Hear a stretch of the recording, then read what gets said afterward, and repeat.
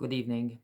I wanna talk about books today, and the reason is that I was I find this website with lots of articles about what would not work in today's age in 2025, and it was listing blockbuster movies and dissecting them like the way I never seen before.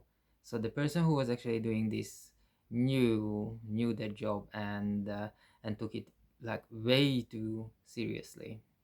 And then what happened is that I grabbed a book from a bookshelf. You know, there are bookshelves all over the city where you can take a book for free and leave a book in return. And I'm not gonna say who's the author, what the title is or what is it about, but I checked it, and the book came out in the 90s. And this article I read not long ago, was about the 90s blockbusters. How would absolutely not happen in 2025 at all because of how many absurd things in there. And then I saw this trend on TikTok as well, where they take these blockbusters from the past, from the 90s, 80s, and they kind of point out things that would not work at all in 2025, and it's just simply absurd, and they don't really understand why it actually got approved back in the day even. And the very first time when I saw this article, and then I saw the TikTok videos about wondering about these things about previous blockbusters and famous movies, I said, well, like, it's so weird. It's obviously not for the 2025 audience. It was for the audience for the 90s. When you see blockbusters in the 80s, that was made for the audience for the 80s, not now. But then I grabbed this book, and I was reading this book. I'm not gonna say the title. I'm not gonna say the name of the book, the author of the book. But it was very interesting because it opened the first chapter. It opens with a scene in a care home. So there's lots of old people and lots of students from the law school. And what they do, they come in with the teacher, with the professor, and every elderly person has will, in case they pass away, then they have like a couple of dollars, or they have some properties they wanna, they in the papers they say who they want this to go to, who's gonna be the one who's inheriting their their dollars and properties and belongings. And the scene opens with this, that they don't really care. The students, they don't really care.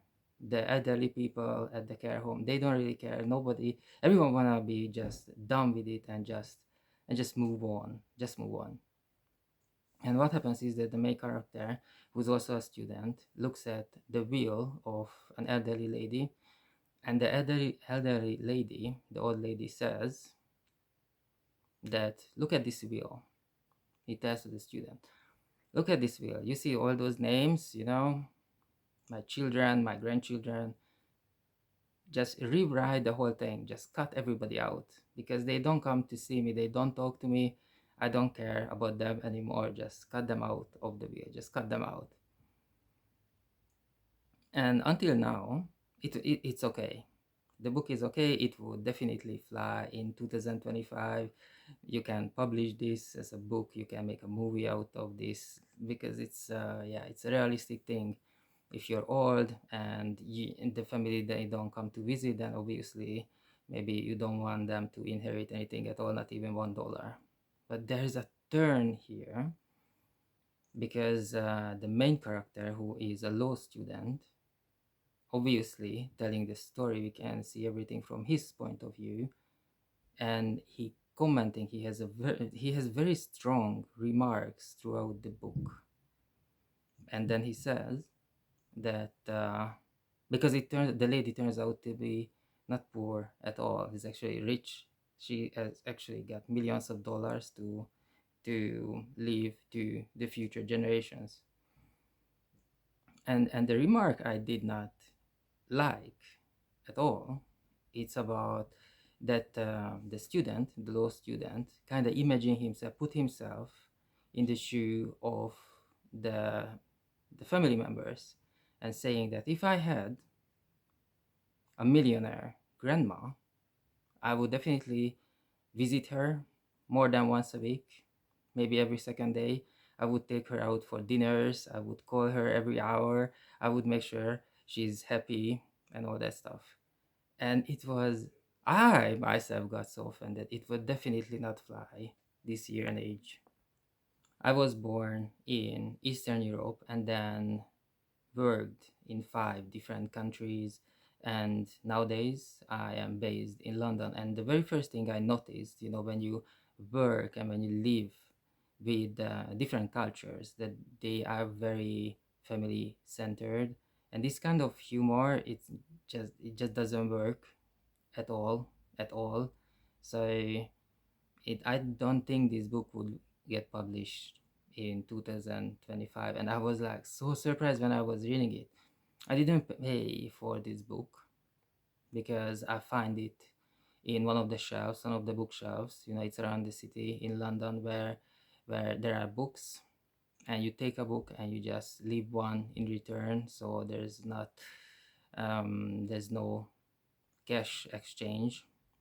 And I was like looking at this book, and I read this first chapter over and over again, like, what's going on here, and is there any turn, any explanation for this kind of behavior? And it turns out, no, is the main character is like this, like this is the personality. And just wow, I was very, very surprised.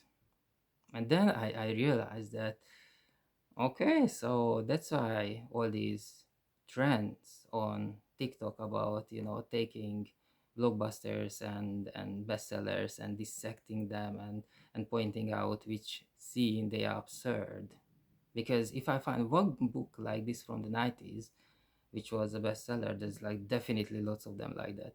And I understand why they do these trends, because I got very offended as well when they were talking about the elderly generation.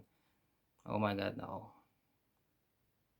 I don't understand what the people were, what kind of audience they were in the 90s, but this is probably very telling about them. But of course, I read the book from the beginning till the end, because I really wanted to know if there is a turn, there's an explanation why the main character is thinking like that, in such a sarcastic way. But in 2025, it's not the way to go.